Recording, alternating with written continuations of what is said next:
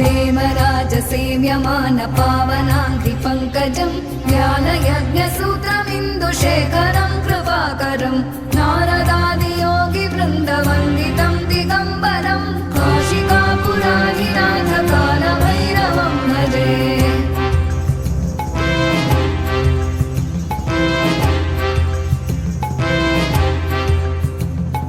भानुकोटिभास्वरं भवाब्धितारकं परं नीलकण्ठमीप्सितार्थदायकं त्रिलोचनं कालकालमम्बुजाक्षमक्षशूलमक्षरं काशिकापुराधिनाथकालभैरवं भजे।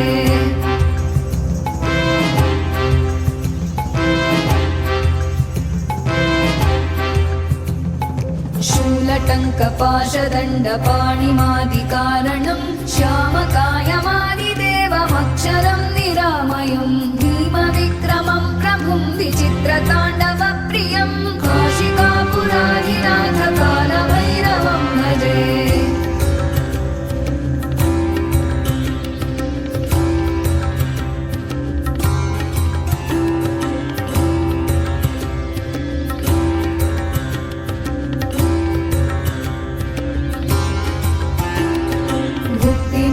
दायकं प्रशस्तचारुविग्रहं भक्तवत्सलं स्थितं समस्तलोकविग्रहं विनिक्मणं मनोज्ञहेम किङ्किणीलसत्कटिं काशिकापुराधिनाथकालभैरवं भजे।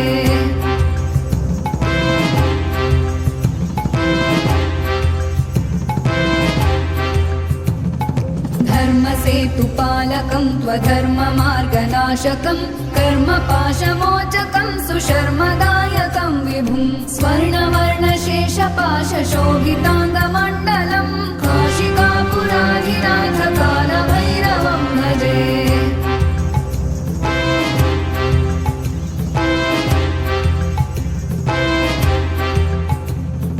रत्नपादुका प्रभाभिरामपादयुग्मकं नित्यमद्वितीयमिष्टदैवतं निरञ्जनं मृत्युदर्पनाशनं करालदंष्ट्रमोक्षणं काशिकापुराधिनाथकालभैरवं भजे।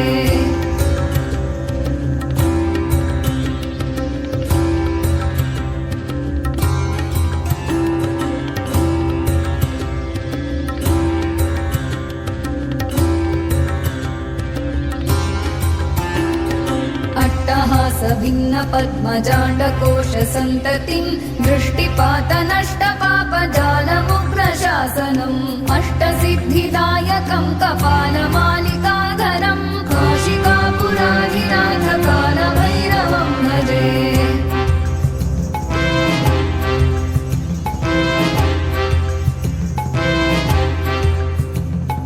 भूतसङ्घनायकं विशालकीर्तिदायकं काशीवासलोकपुण्यपापशोधकं विभुं नीतिमार्गकोविदं पुरातनं जगत्पतिं काशिकापुराधिनाथकालभैरवं भजे।